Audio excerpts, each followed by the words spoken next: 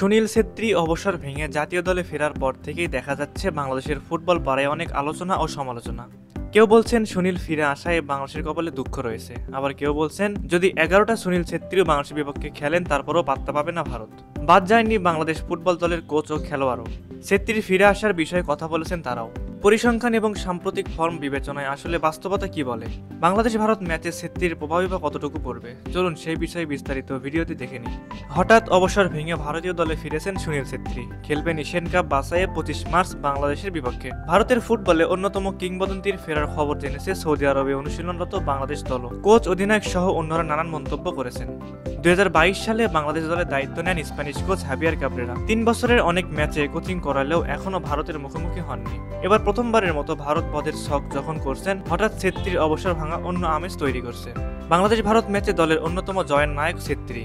তবে 40 বছর বয়সীর ফেরায় ক্যাব্রেরা বিচলিত নন। এ বিষয়ে তিনি বলেন, আমাদের কোনো পরিবর্তন নেই, মনোযোগ প্রস্তুতিতেই, যতটা ভালো করতে পারে। সুনীল আমাদের সবারই চেনা, সে বেঙ্গালুরুর হয়ে অসাধারণ খেলেছে সম্প্রতি। তাকে ফেরানোর সিদ্ধান্তটা তারাই নিয়েছে।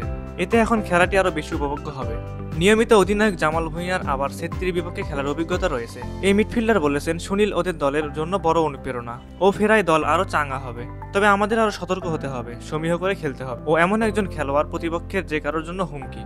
বিশেষ করে শেষ যেবার গোল দিয়েছিল তা এখনো মনে পড়ে। তাই ডিফেন্ডারদের জন্য নতুন করে পরীক্ষা। 2019 সালে সাদউদ্দিনের গোলে কলকাতার সল্ট লেকে ভারতের সঙ্গে বাংলাদেশ 1-1 গোলে ড্র করেছিল। সেই ম্যাচের গোলদাতা ছিলেন সুনীল ছেত্রী। তার ফেরা নিয়ে এই ডিফেন্ডার বলেছেন, এটা ফুটবলের স্বাভাবিক ঘটনা, চাপের কিছু নাই। সুনীলের সঙ্গে খেলতে পারলে ভালো হবে, সমস্যার কিছু নেই।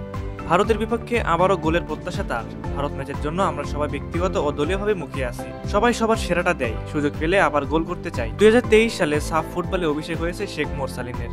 এখনো তার ভারতের বিপক্ষে খেলা হয়নি। ছেত্রী ফেরায় মোরসালিনও রোমাঞ্চিত। মোরসালিন বলেন, সুনীল আসছে ভালো হয়েছে, না হলে অসম্পূর্ণ থাকতো। আমরা ভারতের বিপক্ষে খেলতে প্রস্তুত।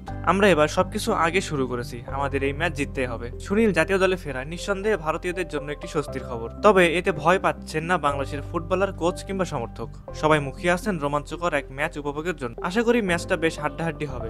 সুপ্রিয় দর্শক, আপনাদের কাছে কি মনে হয়, সুনীল দলে ফেরায় কতটা প্রভাব পড়বে হামজা জামালদের ওপর? অবশ্যই আপনারা আপনাদের মূল্যবান মতামতটি আমাদের কমেন্ট করে জানাতে ভুলবেন না।